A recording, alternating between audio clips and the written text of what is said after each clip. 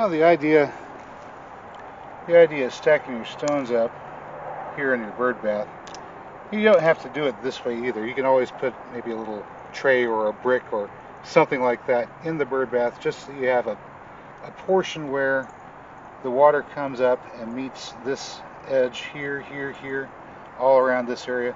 But the idea behind doing this is to allow a place for bees and solitary wasps to come and land and have a safe place where they can land and get their water. The birds don't have this problem. It's very shallow, but as shallow as it is, it's too deep for a bee to just land on the water and be able to take off again. It needs to be able to land on something solid, like this pile of rock that we've got here. This is just washed river rock.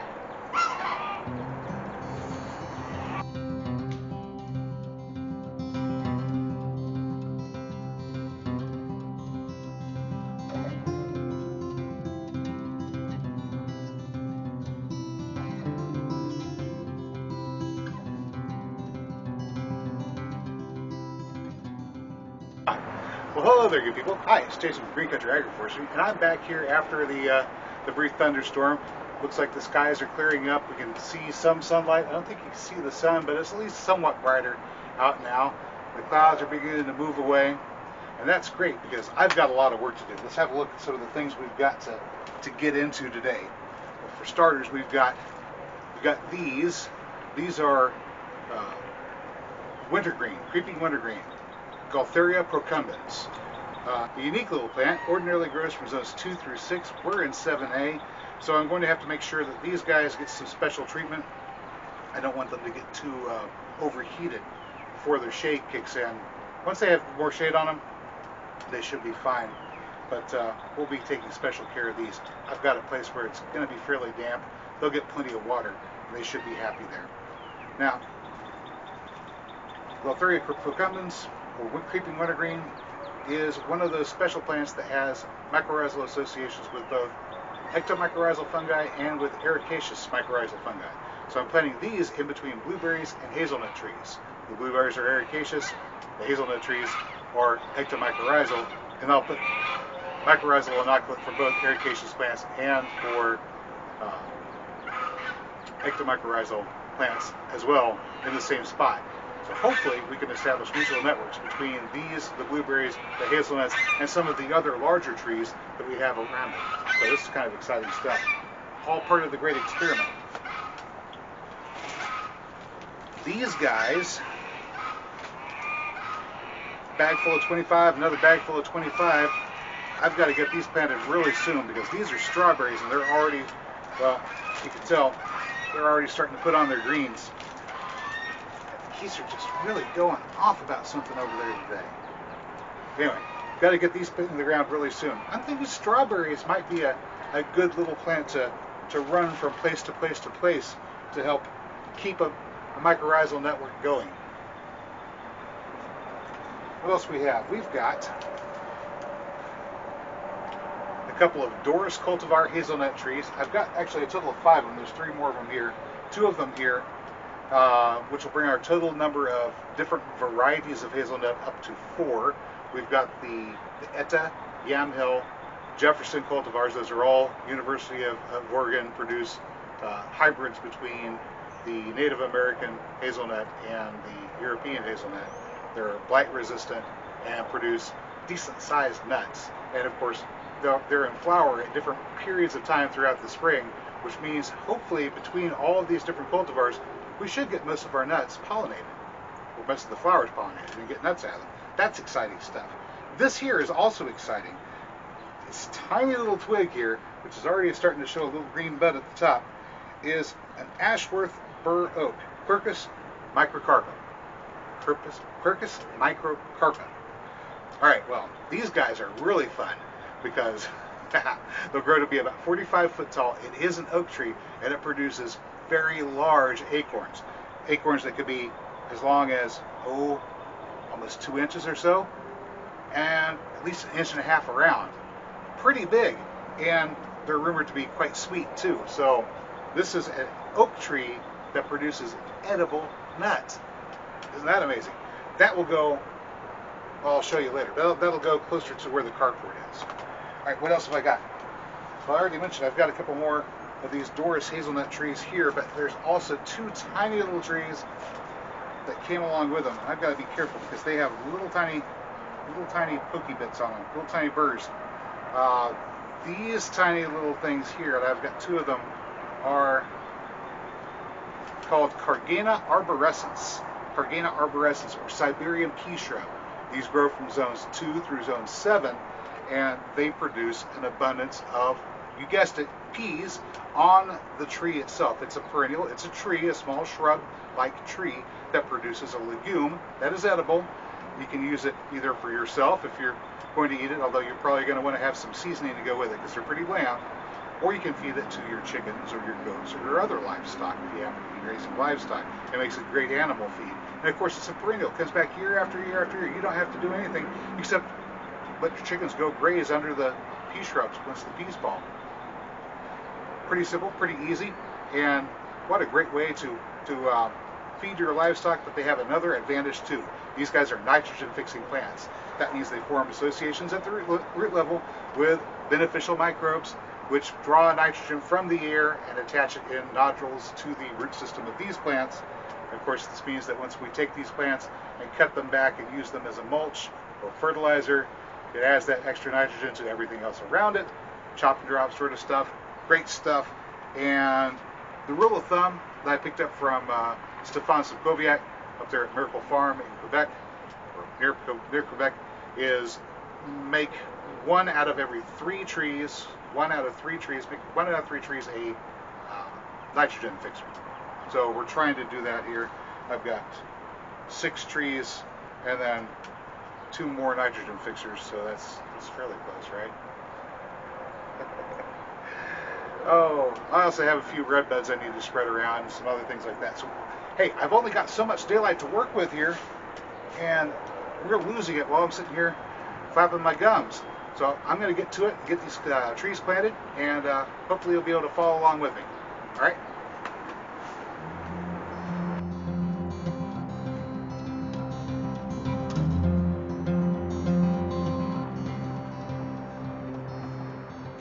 Okay, right here. This will be a Doris hazelnut that we'll put into this spot. You know, we talked a little bit about the new varieties of hazelnuts that were picked up. Of course, Doris is one of them. I don't think I've mentioned how many we have at the moment. We have quite a few. This will make, see, I've got 5 up here. I should have 6, but one of them kept on dying off, and I have to replace that one ultimately. So 5 up here and another 4 in the back. That's 9. And we're adding 5 more this year. That's 9 and 5. Somebody help me out here. 9 and 5 is 14. Okay, 14. Yeah, 14 hazelnut trees.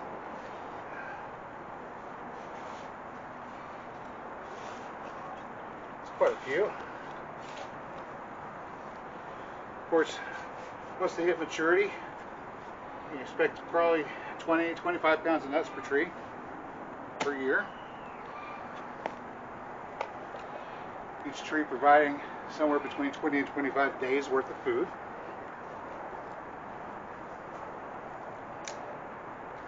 So 14 trees, 25 days per tree. I'm going to assume we're going to supplement our diet with some of these blueberries and other things that we've got growing around here. 14 trees. 25 times 10, that's 250. And another 4, that's another 100. This is 350 days worth of food from the hazelnut trees that I've got planted already, or will have planted after today.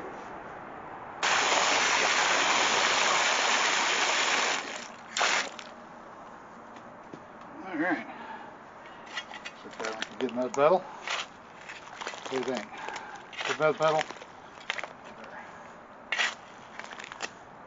Good mud mixed up.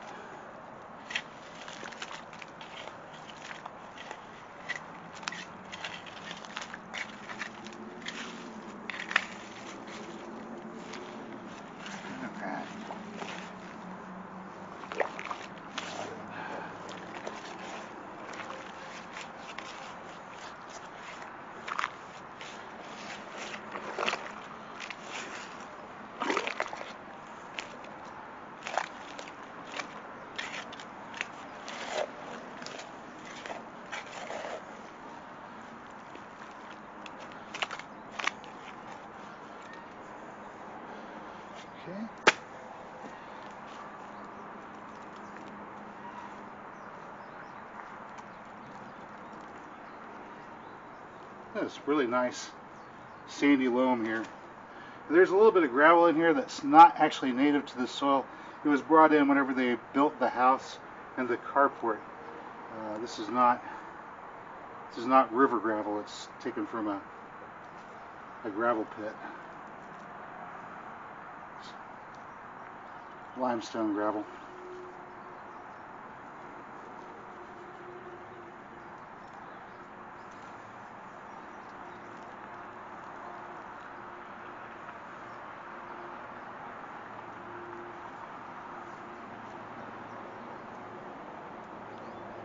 Alright, there is our Ashworth Burr oak tree right there.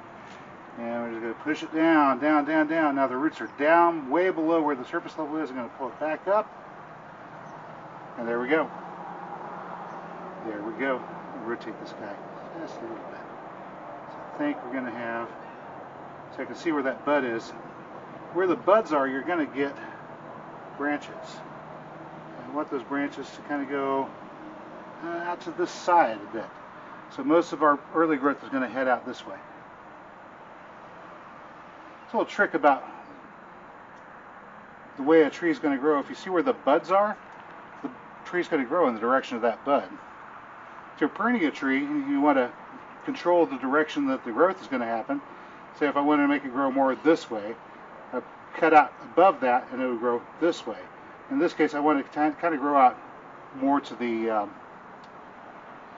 east, because the carport's right there to the west. I don't want it to grow that direction until after it's cleared the carport, which won't be for a few years yet.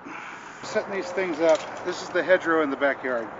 I've got Egyptian walking onions propagating in front of me here. Looks like I don't have to do any divisions at this spot, but there's a bed over there behind where the camera is. Those are going to need to be divided up, and I'll probably plant some more beds of them out along the border of the garden. I may have mentioned it before, but planting alliums on the outside of your garden, I mean after you plant your band of alfalfa and clover and things of that nature, but planting alliums on the outside of your garden is a great idea because cats don't like it.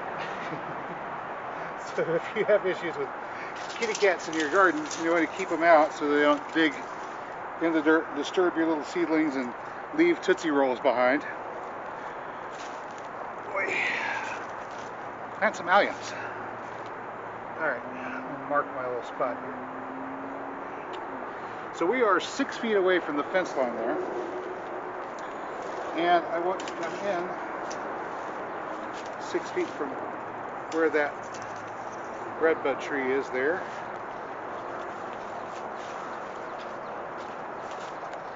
And there he is. 6 feet from the redbud. So right there. And now I want to make sure I'm 6 feet away from the fence line here. That'll give me plenty of room to walk over here and tend to my liquid fertilizer vats over there. Okay, so 6 feet in would be right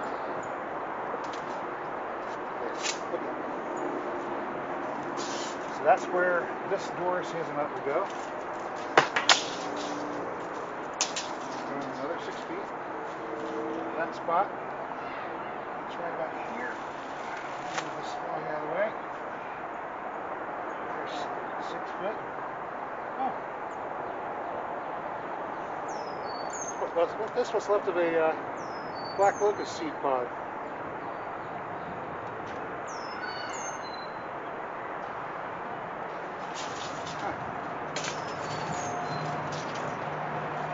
Tree right there is a black locust. It's on my neighbor's property, so I can't do anything about it. I just keep sending runners out over here into my garden. So every year in the spring, if I want to, and I guess I will because people want them, I can come along and find the little young suckers that pop up from that redbud. I say redbud, black locust. Pull those suckers up, put them in an air-proof bed. I'll show you how to make one of those here before too long.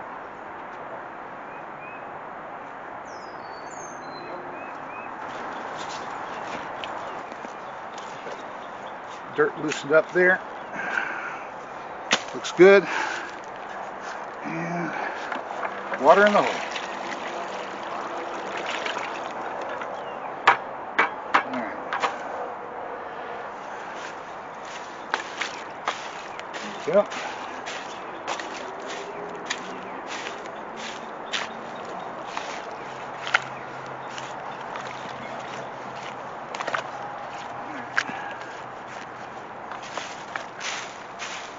I'm going to get a little bit of leaf in here too.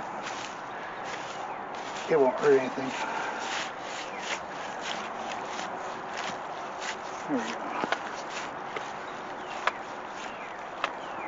That's the sweet spot right there.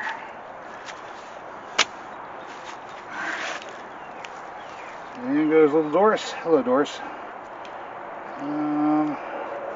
Get down a bit. Oh, and then back up.